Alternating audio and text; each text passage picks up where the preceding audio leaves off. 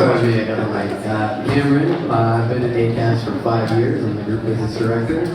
Acast is a global podcast platform that is trying to bring podcasting as a medium closer to displaying video through innovation and technology. Hello, my name is Jack Mollins. I am the SVP of National Advertising Sales at Atmosphere. We can now rightfully say we are the largest streaming platform for businesses. We said that 4 years ago when I started, we were not, but now we have 60,000 venues, 120 million unique viewers. It's great to be on this panel talking about new media. We feel like Cam and I both feel like we're introducing a new medium for folks to engage with their consumers.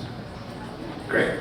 So we're going to talk a little bit specifically about some of the podcasting and place-based out of home that Jack and Cameron here. But before we get there, at a higher level, guys, obviously we all know that consumers are gravitating, away from linear TV in a lot of areas. And we've seen mobile, the year of mobile, the 13th anniversary of the year of mobile. We've seen CTV. We've seen all these things come up over the past several years, continue to grow.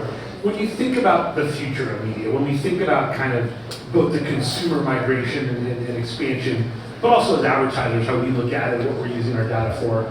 I know that, from where we sit and from where I sit, we talk a lot about where are people accessing video, right? Where are those opportunities for engagement? Where are those opportunities for attention? But at a high level, before we kind of develop it, what do you guys see? What do you guys talk about with your clients about what that future looks like? Yeah, I mean, the genesis of our company was our two founders sitting at a bar watching Judge Judy and Charles Barkley talk in captions, right? When sports isn't on, what are you watching at a bar, a restaurant, in any venue? So they thought, why does no one create TV deliberately for businesses in an audio-off environment where people can be engaged with the video but also with their friends? That was the genesis of Atmosphere. But I think the evolution really kicked in for our side of the world post-pandemic. Pre-pandemic, out of home, people didn't really think about it as the last thing we thought about, but after the pandemic, people thought, holy shit, people are getting out of their homes, they want to get out of their homes, where are they going to be and how do we get in front of them, where are they consuming video, content, etc. So high level, that's where Atmosphere started, and when we talk to about consumers, is even in this impending recession that's been impending now for 9 months, if you get in front of folks that are out of home, they've already shown intent to spend. They've left their couch, they've got their wallets in their pockets, they can stop by grocery store on their way home, they're at the gym, they're at a bar, restaurant, point of sale, you're advertising your liquor above the bar. So I think that it's the out-of-home industry itself is just taking a big boom, and I think that's what we think about when we think about the evolution of media comes from the consumer journey. Before you pass over to Cameron, I actually have a follow-up question, and I'll throw it to you, Cameron, as well for this. You mentioned COVID, you mentioned the pandemic. Where do you think, let's say COVID never happened, where do you think we are today with what you do with place-based at home compared to where we are? Do you think it would have been further accelerated? Do you think it sort of would have gotten there anyway, just happened a little bit more stops and starts? Like, how did that change consumers' interaction with it, but also from an advertising standpoint, what we as advertisers are willing to adopt? I think that's a great question, and I'm not an oracle, but I do lean on the fact that COVID did teach advertisers and marketers and consumers that get out of the home when you can, right? Divorce your couch, get out, socialize. We're social human beings. So I think it amplified it for us, and I think it amplified the story to marketers and consumers as well. So Cameron, I'd say sort of start with that question, but like, I kind of look at it differently, right? With COVID, you had everyone stay in the house, so it kind of paused a lot of what Jack's company does. But then COVID ends, you think we are in the COVID world today, and the explosion happens, everyone living in the house. You guys, a little bit opposite, right? Like podcasting and audio, at least for me and people I know, exploded during COVID. So, as you're talking about your future, I'm curious, like, did that acceleration push you quicker than you thought it would have, or do you think we kind of would have gotten there anyway at some point? It did, because when COVID hit, everyone thought podcast consumption was going to go down because everyone listens to podcasts when you're commuting. So that was the question, and the data showed that consumption did go down during traveling hours, but it went way up on the weekends, it went way up in the mornings and at night, and it showed that podcasting was really pretty recession-proof. And I was a year or two into podcasting, being on that side of the business, and I, really, it was a moment that like struck me. It was like, this is going to really grow because we're in the middle of a pandemic where most consumption has now been taken when people usually consume the content the most, it's been taken away and it's grown even more.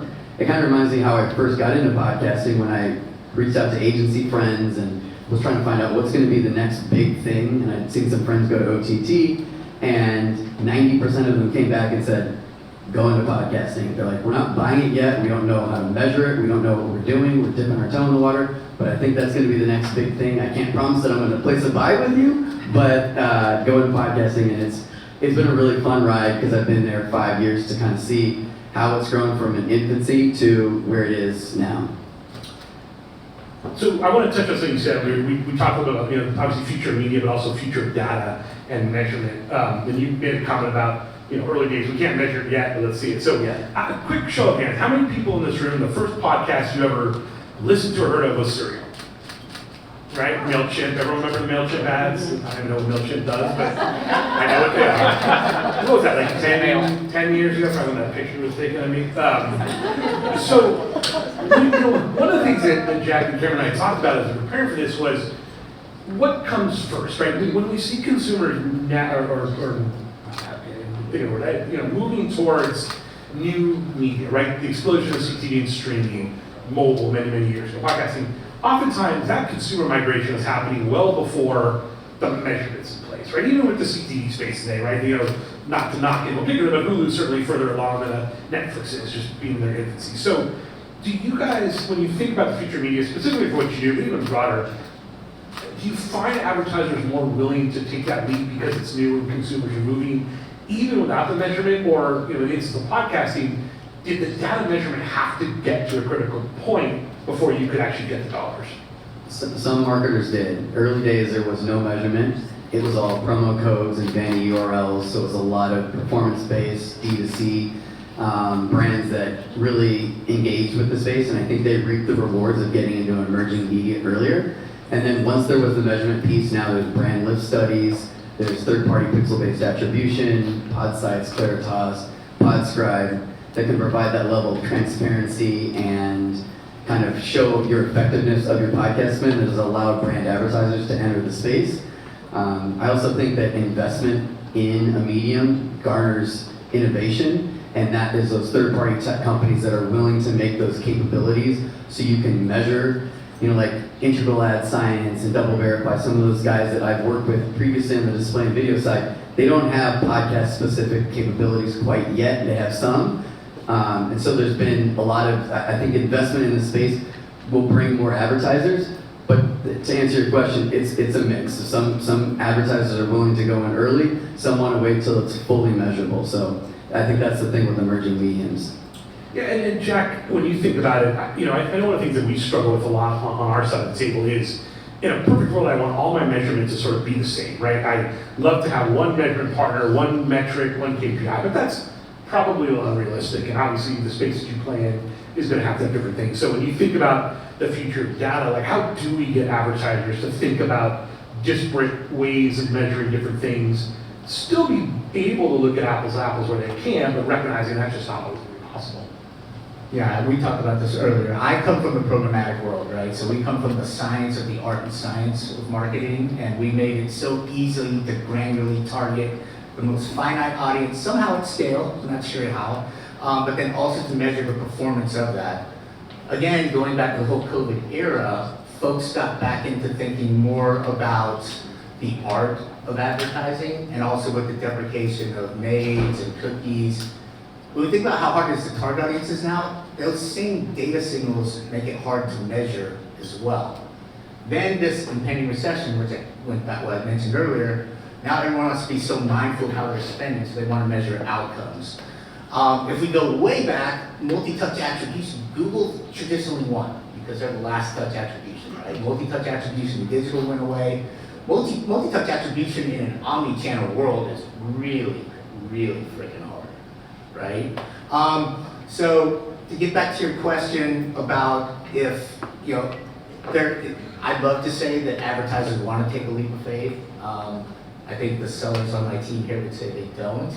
But to Cameron's point, measurement companies are smart to go where the fish are. So coming out of COVID, when out of home had that explosion, a lot of the CTT or CTV, OTT measurement companies, digital video measurement companies, they also are trying to find solutions to show outcomes for out of home.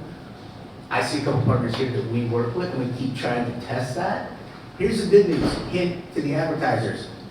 We as the vendors pay for those tests. So just come to us and we'll help work on that together. And we think, because we're creating this new medium, as I'm sure Cam does too, is we're at the forefront of meeting with every different measurement company to find a way to measure this across the board and also measure it in a multi-touch world, but also omni-channel. So you can see that every part of the customer journey gets credit for a certain outcome.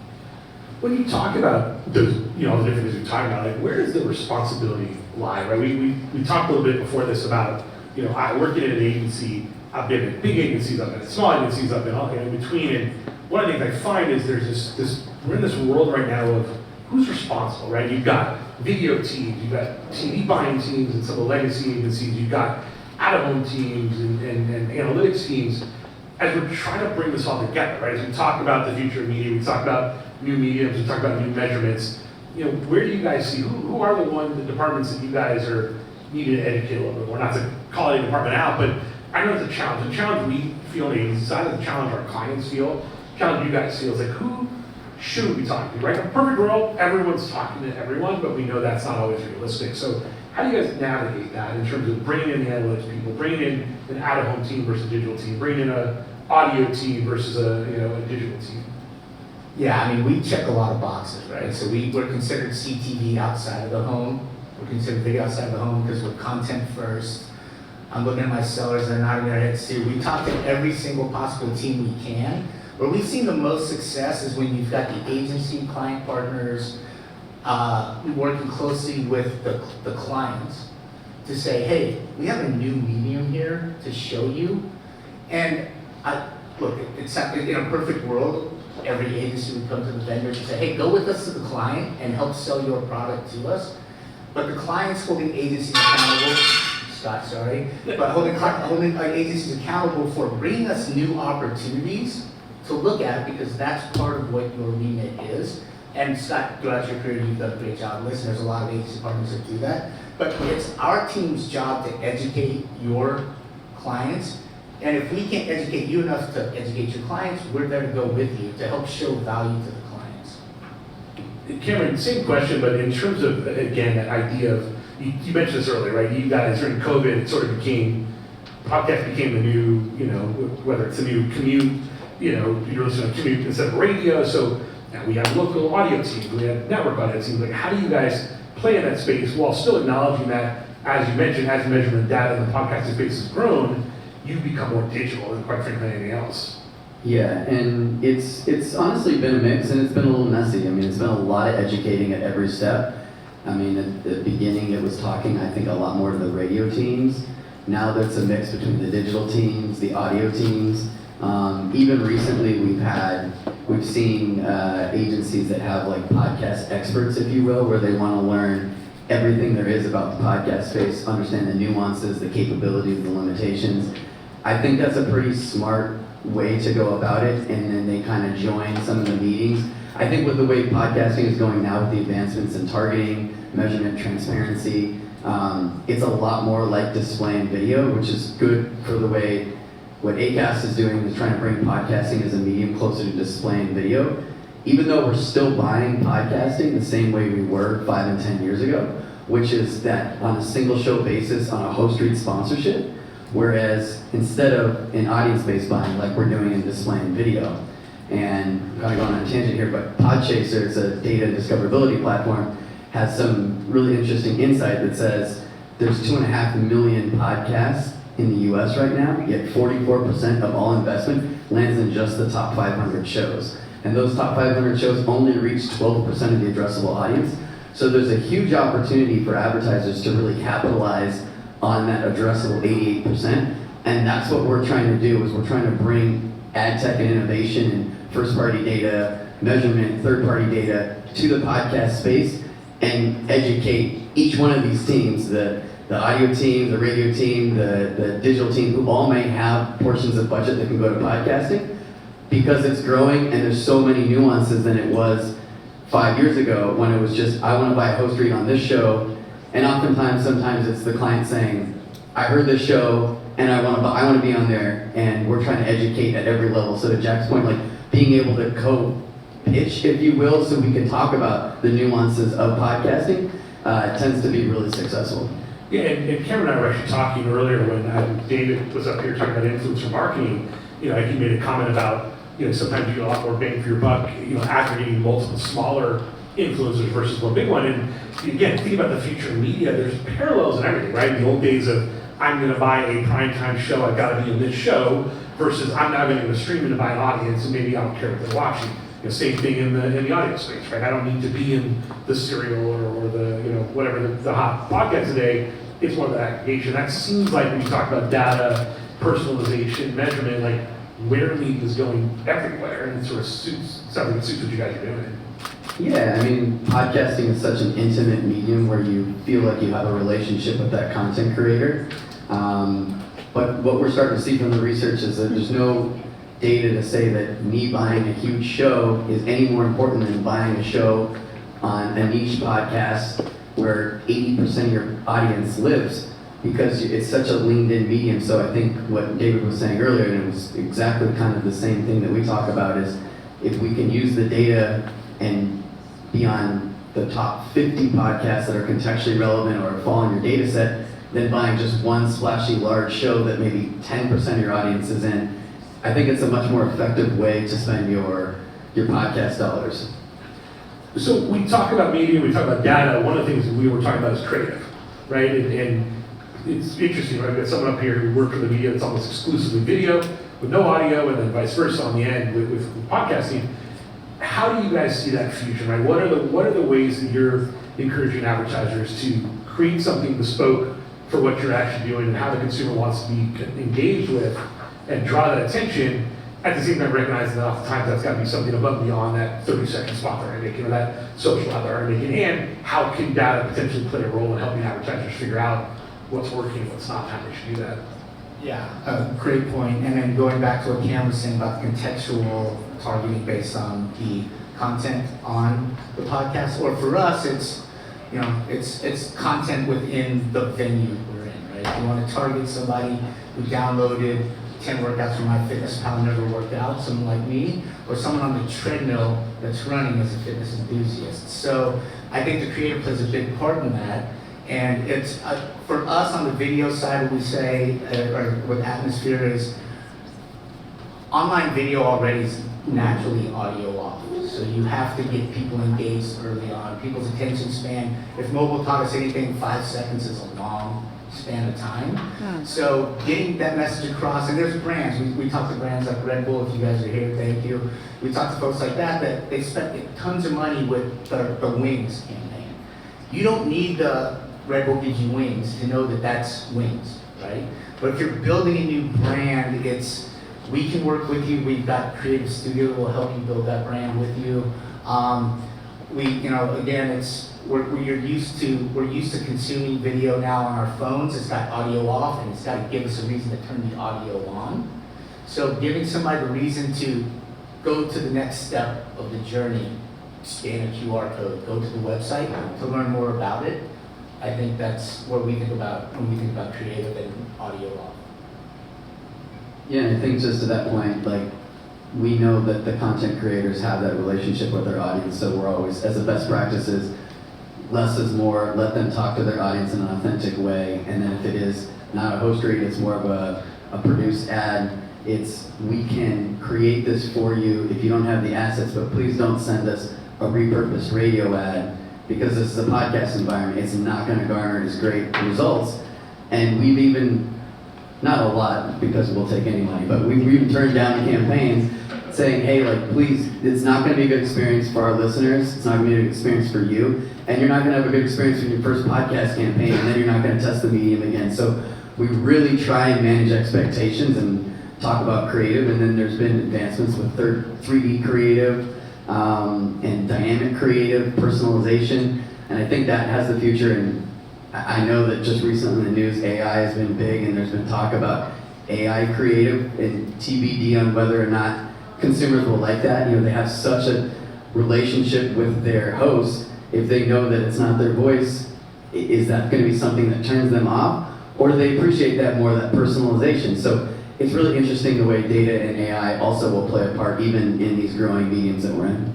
I tried to do this panels of deepfake Scott Bishoff today, but Barry Reese wouldn't let me, so it's the real deal, no way I am here. I'll take a few questions if anyone has any, otherwise we have some other things we can chat about. Any questions, anyone, for either one of the gentlemen or myself? Just out of pure personal curiosity, because it's engaging me as podcasts are starting to become more video podcasts, how is that affecting, like, are you seeing more viewership going towards video podcasts, and then are you guys chasing money all over the place between audio and video, and oh my god? So for us with Atmosphere, we are curating content mainly from the social media platforms, right? So we don't have any specific influence we work with. We do have some top ones that we work with, and again, it's audio off. I have the mic, that's the reason why I'm answering the question first, but I'll pass it over to Cameron.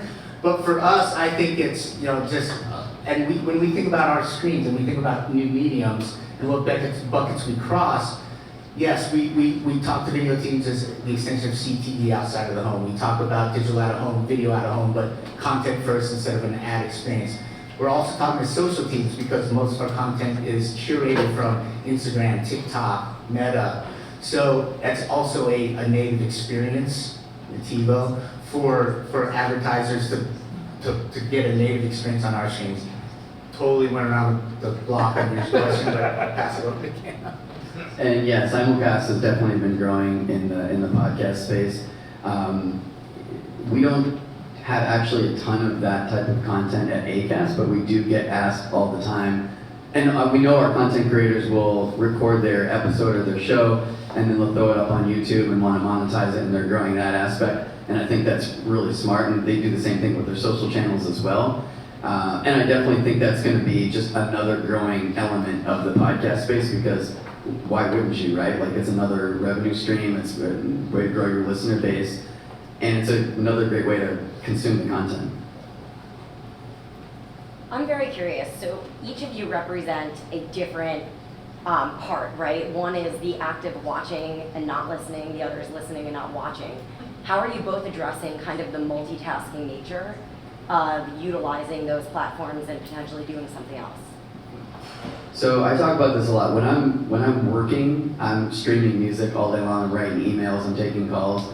When I'm listening to a podcast, I'm typically like multitasking, like doing the dishes, doing what, but it's something mindless.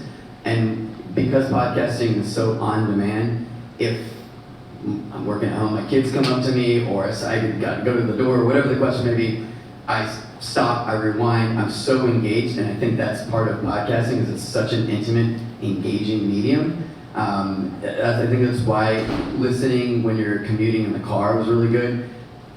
I always find it weird that people can listen to podcasting when they're working out, because it just seems like such like you gotta pump up music for that. But yeah, I mean, I think it's just one of those mediums. It's on demand. You're following a true crime story. You're getting your daily news. You're following a self-help.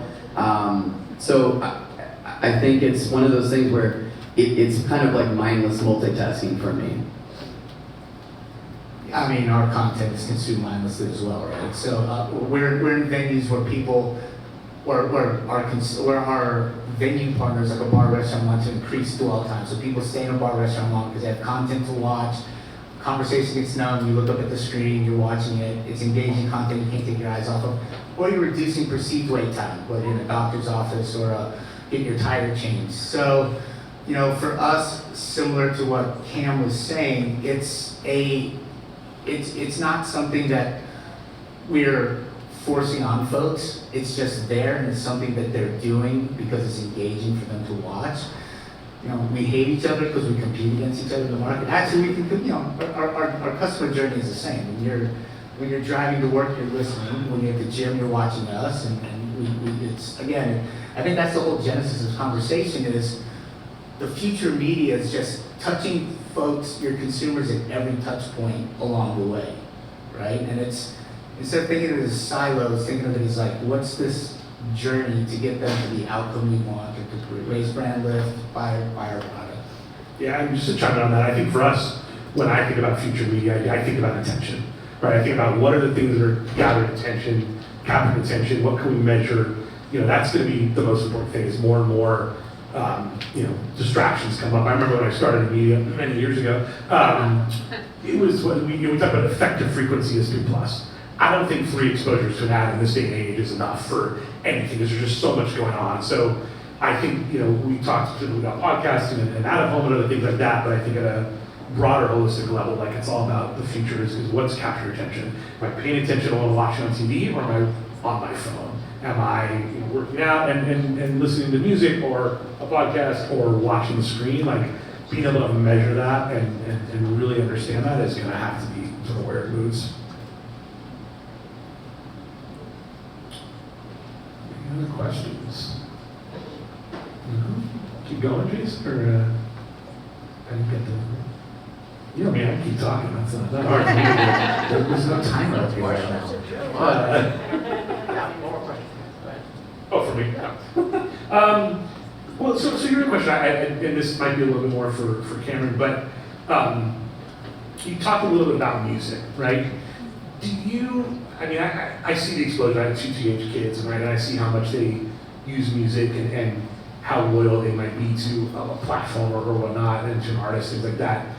Do you see parallels there with music and podcasting? Obviously at a high level, sure, it's audio, or does it really feel like complete distinct, consumer opportunity or consumer experiences? I do think it's 2 distinct user experiences. Like I said, when I'm working, I'm streaming music and I'm writing emails. And silence my phone. And when I'm listening to a podcast, I'm 100% zoned in. I think that, because, and specifically for Acast, because we only have podcast content, and I don't know if there's any Spotify or iHeart people here, they have, streaming music, they have radio. We don't have that, so we try and really make a point in saying it's a different user experience, it's a different level of performance that comes out of that, and they can complement each other as well. We can coexist, but we do try and differentiate between listening to a podcast, because I do think it's such a different user experience, and it's measurable, and so that's kind of the way we kind of answer that question.